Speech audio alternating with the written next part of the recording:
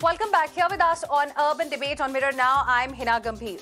Viewers, do you know that 69% of inmates languishing across 1,387 jails in India, no, not convicts, but under trials? Well, that's almost 70 out of every 100 languishing in jails today. They wait for investigations to be completed. They wait for trials to be over. There are 5,011 under trials lodged in jails for more than 5 years. Now, many of these could actually be innocent. The law may preach innocent till proven guilty, but in the real world, it's guilty till proven innocent. The apex court in the country has laid down several times that bail, not jail, should be the rule. If national security concerns have gone up in the last few decades, the Supreme Court has said no person can't be indefinitely kept in jail with an open-ended investigation by probe agencies on conjectural apprehension that activities of an accused could involve a larger conspiracy which may prove detrimental to national security. The apex court, while granting bail to one Md Enamul Haque, the alleged prime accused in a trans-border cattle smuggling case, reiterated this. In the same case, the central agency had also arrested a BSF commandant. He was granted bail earlier, but Enamul's bail application was rejected despite him being in jail for over 1 year for an offence where the maximum punishment is 7 years imprisonment. The charge sheet was filed on 6th of February 2021, followed by a supplementary charge sheet on February 21st last year. A Supreme Court bench hearing the case said his continued detention was not warranted. The bail is a rule, jail is an exception, is a legal doctrine that was laid down by Supreme Court of India in a landmark judgment of State of Rajasthan versus Balchan in 1977. Justice V. Krishna Iyer based it on fundamental rights guaranteed by the Constitution of India. Sadly, this is not being followed. Why is it that Supreme Court again and again has to reiterate this? So tonight on Urban Debate, we want to focus on this particular issue. What are the compulsions that do not let the top courts' directives fail to spur the probe agencies and judicial system? And to discuss this, we are joined by Dushyant Dave, senior advocate and former president of the Supreme Court Bar Association. We are also joined by Arima Sundaram, senior advocate, Supreme Court. Vikram Singh, former DGP, State of Uttar Pradesh, joining us on the broadcast as well this evening. Good evening. Thank you very much, gentlemen, for joining us here on Urban Debate on Mirror Now this evening. Mr. Dushyant Dave, I want to begin the discussion with you. Why is it that again and again the Supreme Court has to reiterate that bail is a norm and jail is an exception? Why is this rule not being followed, in your opinion? I think essentially it's because there is no clear-cut, I would say, law which the Supreme Court has laid down.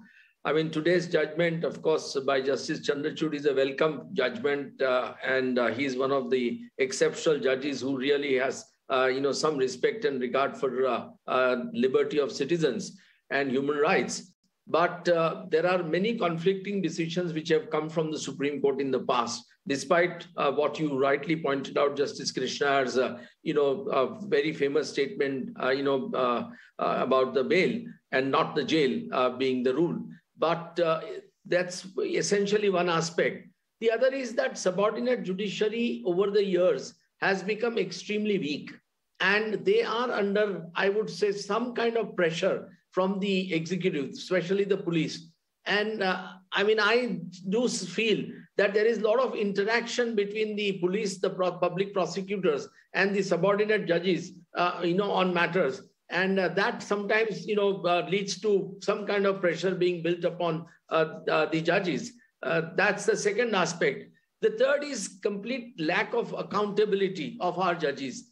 That those judges who go on, refusing bail like this in matters, because the law is very clear. The power under Section 437 of the Criminal Procedure Code is absolutely clear, and it says that if the offense is not punishable with death or life imprisonment, then you have to consider bail objectively, and you have to grant bail subject to conditions which are provided therein. But unfortunately, even the law is not being, adhered to. So I think over the years, unfortunately, I would blame the judiciary for this situation where the judges are singularly ignoring the fundamental rights of citizens and the right to liberty particularly, and forgetting that the conviction only punishment begins upon conviction and not at the pre-trial stage. And that fundamental golden principle is not being adhered to by the judges. So I think a lot lies on the subordinate judiciary and the high courts. And of course, the superior judges don't correct these kind of irregularities or illegalities with stern warnings in many cases. Okay. So Mr. Dave holds the judiciary responsible as far as this situation is concerned. Mr. Arima Sundaram, what is your point of view? Because, sir, in the last 2 months, at least 4 or 5 times, we have heard this from the Supreme Court that this is a rule, bail is a norm, jail is an exception, and it needs to be followed. If it's a rule, then something somewhere is not right. Maybe that's why it's not being followed. Well, let's see this in perspective. There is no manner of doubt that bail is considered legally, jurisprudentially, to be the rule, jail the exception. It is equally not in any jurisprudential doubt that every person is deemed to be innocent until he is proved guilty. But the true fact of the matter is it works conversely. It's the exact opposite to that. Bail has become the exception. A man is deemed guilty until proved innocent, and that is the truth. Now, what Mr. Dave has given you is one side of it, which has a lot to be said behind it, and that is the obvious side which really faces us, and I fully agree with them there. Let me tell you another fact, an underlying sinister fact, which is why people are not given bail. And that fact is the public demand. It is the media demand. The moment somebody and you come out with these big exposures, and then the person is given bail, everybody screams and says, why was he given bail? Why? Because the media has already made him guilty. I mean, you've had cases like this, Riya Chakravarti, you've had other cases like this. And the truth of the matter is, the public is paying for blood. But why? Now, that is the real problem. What happens is that the public is paying for blood because the public feels that if a person is given bail, it's as good as being set free. Why? Because the trial will take 20, 25 years. The man is never going to be finally punished. So it's treated as a punishment now. And that is why the public says, oh my God, he's being allowed to go free, quite forgetting that he is not being allowed to go free. There is a case against him for which he can be convicted and sentenced to 3, 5, 7, 9 years in jail. And all that this is temporary bail. But in the public eye, he is now got himself free. And the truth of it is, he has. The truth of it is, because of the slow legal process, because of the delay in trials, 20, 25 years before finally he's brought to justice, he has gone free. And what's more, he stands for elections, he gets into parliament, and this goes on. And therefore, the public and the media, the moment something comes up against a person, says, put him in jail, don't give him bail, because he's already deemed to be guilty. Because his real guilt is never going to be found out. Now, let's accept one thing. Who is to blame for this? The judges react to this public opinion.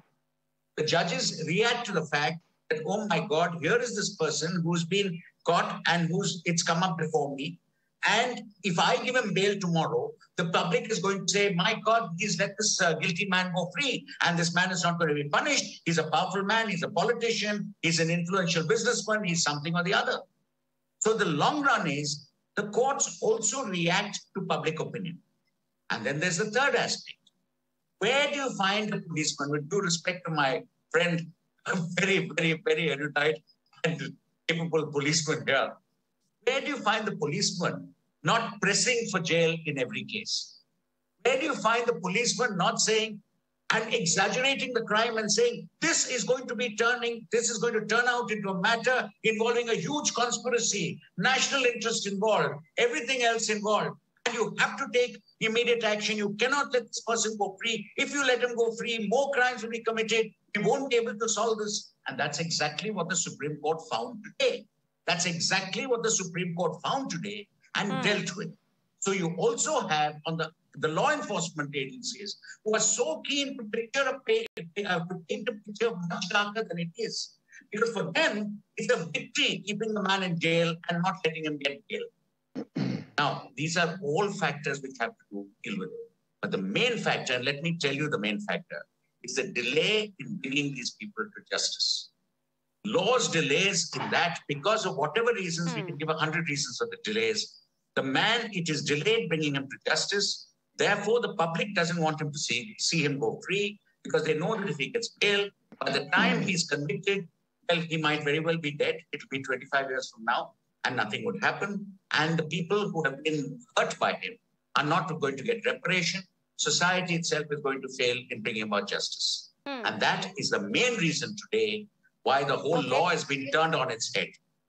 And in cases like today is a case where the court very rightly pointed out and reminded everyone, let's not forget what the law really is.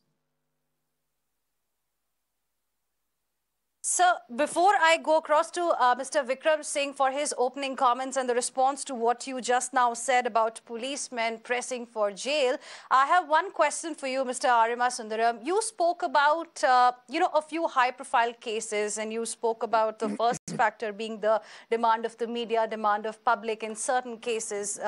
But, sir, I was looking at some data. There are about 5,011 under trials who are lodged in jails for more than 5 years. These are ordinary people. Their cases have not made headlines really.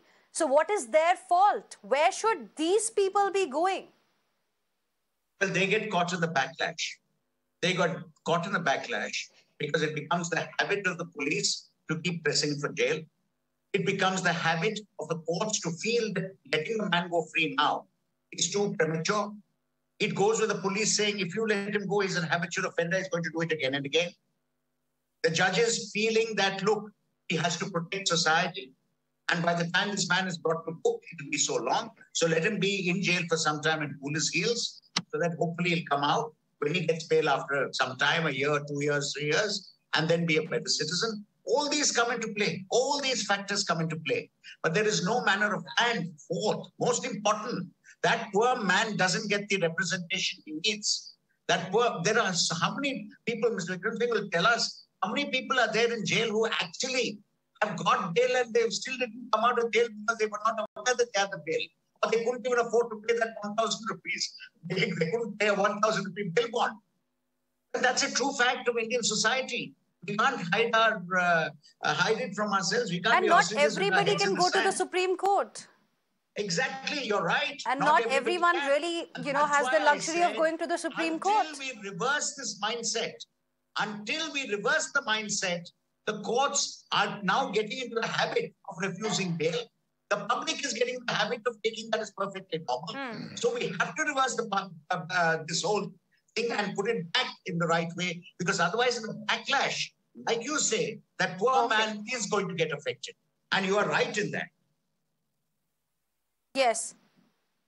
Now, Mr. Vikram Singh, according to Mr. Arima Sundaram, the police force, in a way, is also ensuring that this rule is not followed. Now, talking about, the case today, because of which we are discussing this particular issue, I want to ask you a direct question.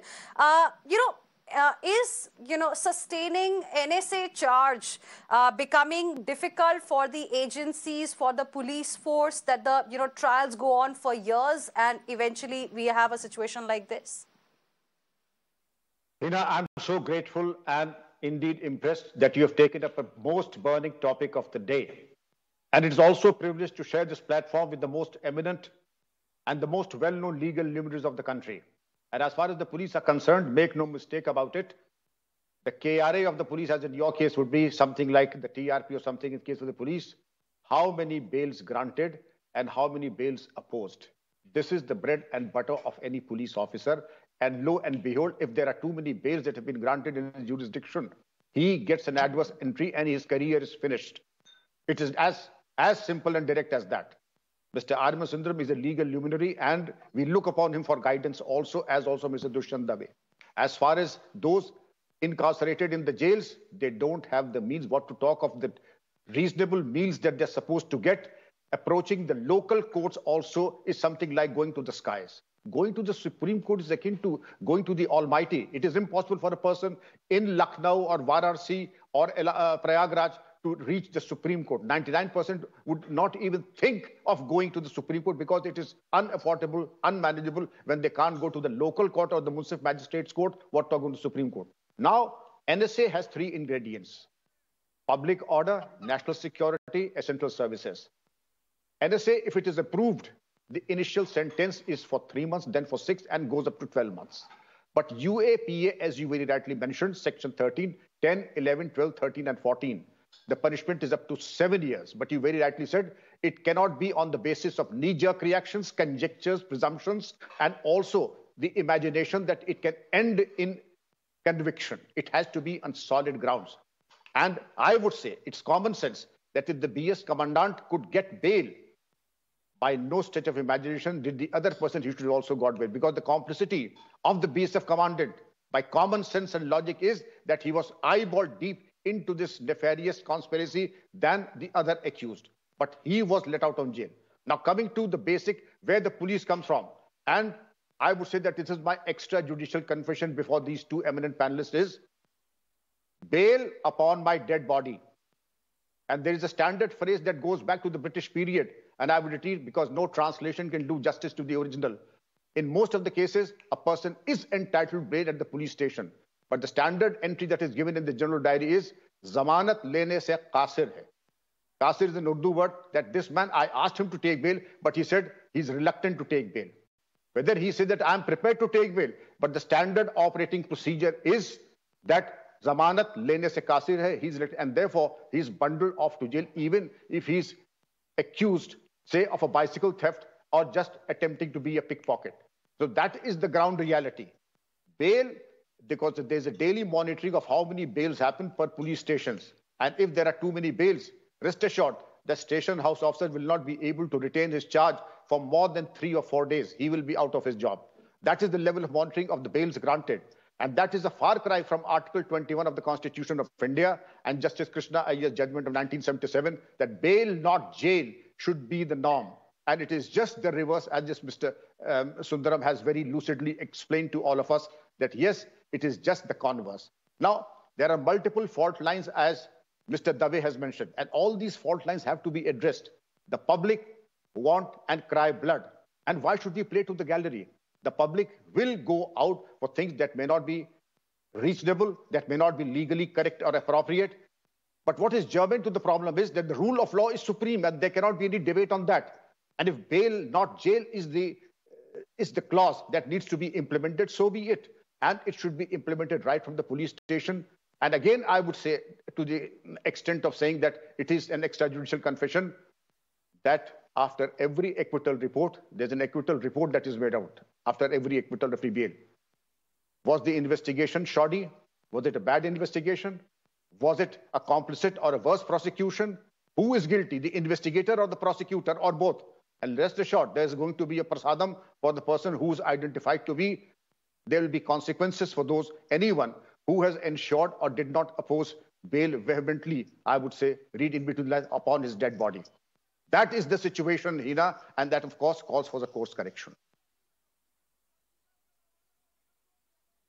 What should be done when we talk about course correction, Mr. Dushyant Dave? Because here, if the Supreme Court is again and again reiterating that bail is a norm, jail is an exception, and if the judges, at the district level courts or high courts probably are not following it, so a reform in the judicial system is the need of the hour, isn't it? Something that only Supreme Court can do. It's not very easy, frankly, the answer to what you are asking. We are in an extremely difficult situation. We have virtually become a police state. And, distinguished Mr. Singh is here. But you must realize that there are far and few good officers like Mr. Singh in the police across the country. Secondly, the conviction rate is extremely low in this country. and almost 15 to 16%.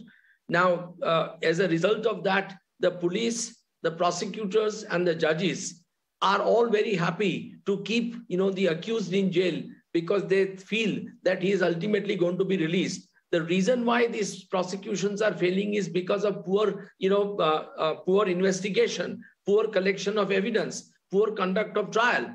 But most of all, because innocent people are being roped in by police on day in and day out across the country. And those innocent people are also not getting the bail today. That's the real problem. So at a stage of bail, the judge is not even willing. Take, for example, this Aryan Khan's case. I mean, it's disgusting that a boy who was not found with any, charas or any contraband drug on himself, there was nothing in his blood. The judge gives a police remand and extends it. To my mind, that judge should be dismissed straight away. The only way you can send a message to the subordinate judiciary is to really take strict action against these erring judges who have no respect for the constitutional rights of citizens. So I think the message has to come not by just judgments, but message, for example, today's judgment, the judges could have really reprimanded the judge who gave that judgment. I know of a case from Bombay High Court where a senior lady judge in a division bench denied bail, granted bail to an accused on the ground that the person who died was of another religion. Now, these kind of judges in this country, nobody reprimands them. Nobody takes them action against them. So unless and until judiciary buckles up, my problem is that serious inertia has set in across the judiciary in the country. And there is nothing which is being done to address the fundamental problems which are affecting rule of law. Unless judges at every level become responsible, at every level become accountable, I do not think that we can really solve this problem. For example, I'll tell you, as late as last year, there is this very interesting case going on about releasing prisoners during the COVID period. And Supreme Court had appointed me as friend of the court, amicus curiae, to assist. And the Supreme Court has passed an order in that, saying that reminding every judge, every police officer in the country that do not arrest people unless arrest is absolutely warranted. Yes. Now, yet they have completely forgotten. They arrest people day in and day out. So I feel that strict action needs to be taken at every level. Frankly, even the public prosecutors and the government lawyers right up to the learned attorney general and the solicitor general and the law officers never fairly concede to grant of bail to a citizen. They oppose tooth and nail, which is not what should happen. I was a young government lawyer in my young days. And I remember there were hundreds of cases where I stood up and said, release him. I didn't even oppose. But that's not happening today. We are not seeing even responsible law officers saying that, yes, release him. I have not seen it in last 10, 15 years at all from anybody coming. So I think it's at every level that there is a failure. I don't know how we are going to correct it. Frankly, I have very serious doubts. Mr. Dave, Mr. Dave, this is the second or third time in last 2 months, in less than 2 months, that we are having a discussion on this particular issue. And, a viewpoint that we got last time from our guest was also that probably there is a sense of fear among, judges of, say, district magistrate court or, the courts at the lower level, because there have been some cases, some incidents in the past where their decision of granting bail has been questioned. And that is another reason why, today judges are, scared. They don't want to just go ahead and give bail to people. They want to be doubly sure. Your response? I don't agree to that at all. I think a judge must be courageous, and if he feels that somebody is entitled to bail, he must release him. And everybody who is, charged with an offense of prison sentence up to 7 years is virtually entitled to bail. It's only in life imprisonment and death that bail is to be denied. And that also in, after looking at the material. Because in this country, people are being roped in for various reasons, political reasons, all kinds of reasons people are being roped in. I think judges must learn to stand up. If they don't stand up and if they are afraid some action will be taken, then I think they should cease to be judges. They have no business to be. But look at this, that people who have nothing to fear, like the topmost law officers of the country, even they don't have the courage to stand up and say, release this man, he's innocent. Not one case I have seen them doing it. So I think the rot has set in at every level. And I don't know how that, I mean, Mr. Sundaram is a very distinguished lawyer, perhaps, and much more experienced. I think Mr. Sundaram may perhaps have answer to this kind of a problem that I'm, alluding. Mr. Sundaram, before you respond to that, I want to ask you one more question. Now, talking about this case specifically and taking cue from here, do you believe that, sustaining the NSA charges that are slapped when arrests are made, that is getting a little difficult with the way, NSA is being slapped left, right and center, because when arrests are made, it appears as if it's a clear-cut case. But sustaining that charge is getting problematic, perhaps because of the political pressure that Mr. Dave was talking about. Well, I don't quite agree with you there, and I'll tell you why. If, when the person is arrested, the NSA charge looks so strong, and it's made out to be that strong, then that is the evidence. Then on that evidence, you should be able to convict. Why are you not able to convict? And the reason for it is going back to square A. It is the NSA charge is made without the evidence being that strong, on conjectures, on surmises.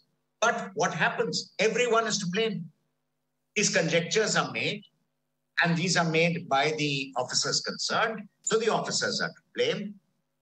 They're projected that way to the media, and the media publishes it that way, so the media is to blame. The public read that, and the public believe it, and have hanged the man before he's even gone to trial. It's the lynch law. So the public is to blame.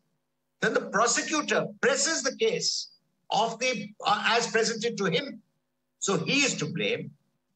The judge reacts to it and reacts to the vehemence with which it is being projected as a matter of national issue and decides to err on the side of caution and says, in case I grant the bail, maybe there will be a terrorist attack, maybe there will be something else. And so he then errs on the side of caution. So then tell me where you place the blame here. It is a chain reaction. And as Mr. Vikram Singh so beautifully put it, as he termed it his extrajudicial confession, I thought that was very amusing, as he put it that way. The fact is, everyone is being questioned when a person gets bail. And I'm telling you the reason once again is that because all the cases are ending in acquittal.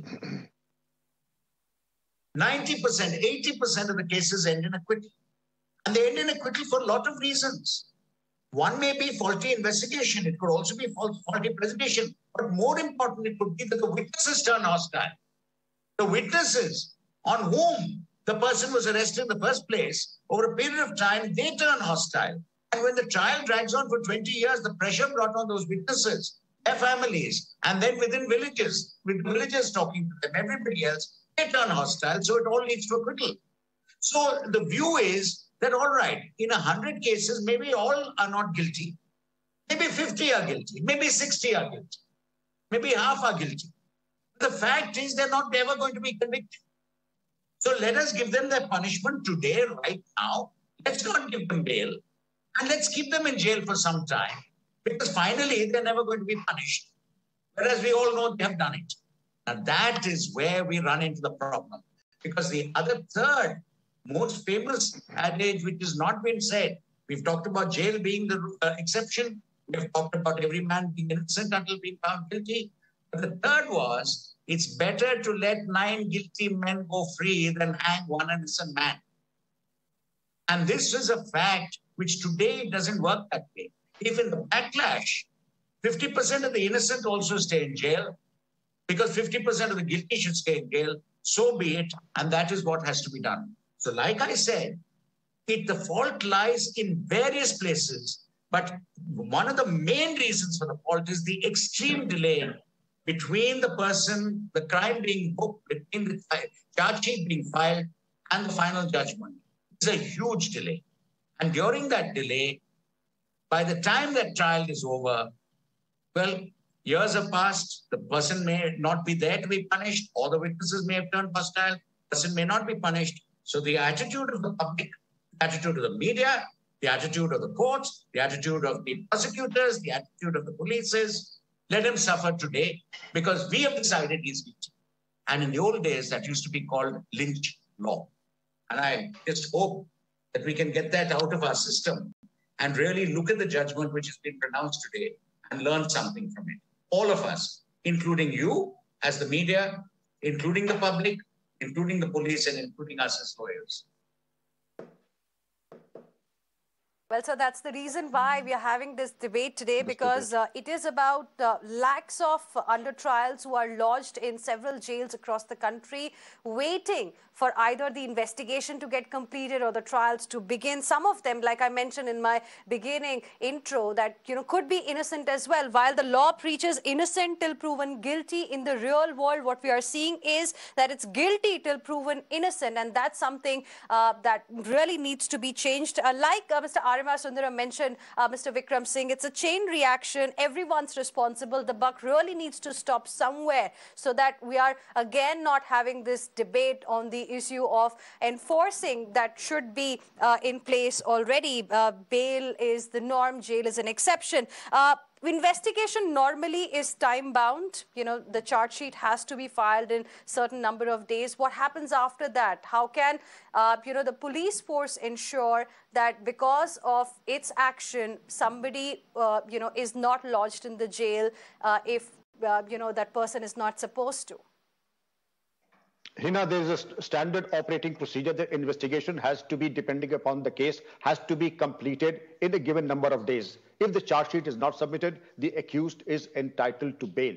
And if the charge sheet is not submitted, but there are so many disturbances, and also this has a cascading effect on the media, the police subculture, and I'll come to this police subculture in the sense that since there, as the esteemed panelists have mentioned, large number of acquittals, large number of the undertrials being in jail unnecessarily, and also the preventive action, whether it is 188 of the IPC, a breach of 144 CRPC, or whether it's 151 CRPC, then there is a subculture of police brutality, third degree, and fake encounters. Why?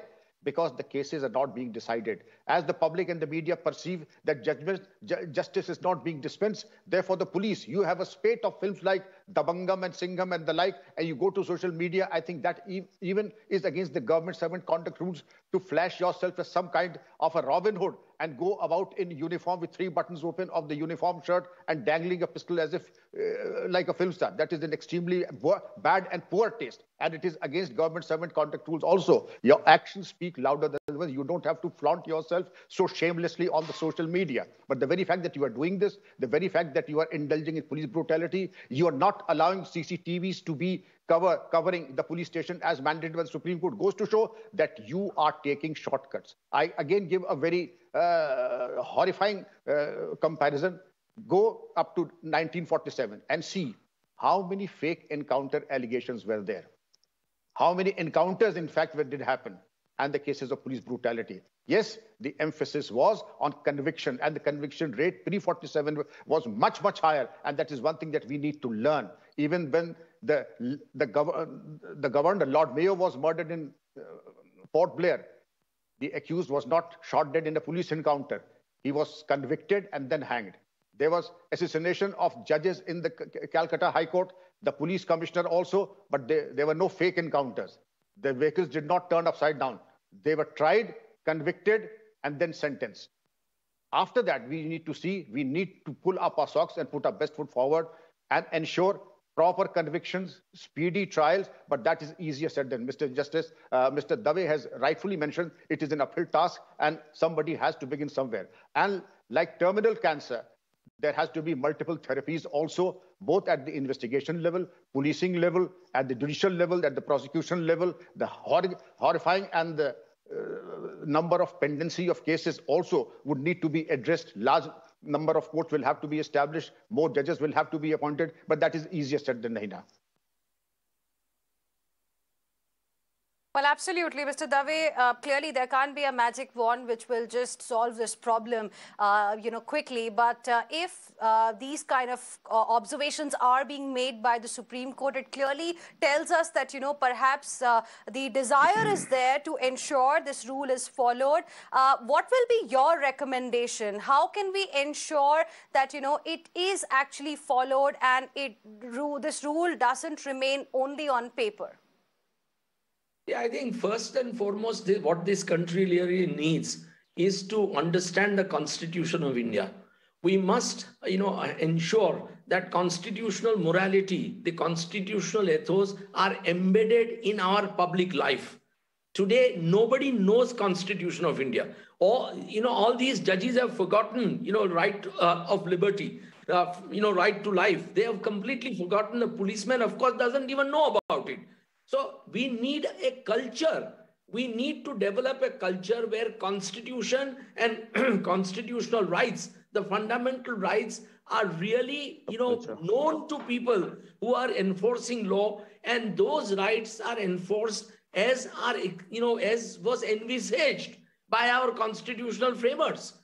During the Constituent Assembly debates, you will find large number of debates where member after member had expressed apprehension that this is exactly what is going to happen, that you give this kind of powers to the police, it is going to result in abuse of the powers and citizens' liberty is going to be in peril. They have, people like Kanayal Munshi, people like K.T. Shah, all these members time and again, warned that their future is very dim. So, and Ambedkar, of course, said that if we do not have constitution, if people who are going to enforce the country's law and the rule of law, if they don't follow the constitution, if those are not good people, not nice people, then I think everything that we stand for will fall. And that's precisely what is happening today. So we have to bring in the constitution culture back into our life, our public life, our social life. We must understand even as citizens, we must understand what our rights are, what the rights of fellow citizens are. We are not willing to talk about them. Nobody wants to talk about the kind of brutalities which are being carried on in this country. As Mr. Singh rightly points out, almost 600 to 700 fake encounters took place in UP during the regime of Mr. Yogi Adityanath. The National Human Rights Commission remained silent. The Supreme Court was a mute spectator. The Allahabad High Court completely ignored it. What kind of a country we are making ourselves to? That anybody can decide and go on killing people. So I think we need to bring constitution, principle back. It must flow in our veins. Unless that happens, I don't think we can save this country. We cannot, it's all right if one isolated judgment of the Supreme Court, it's good it has come and it's a grim reminder to us.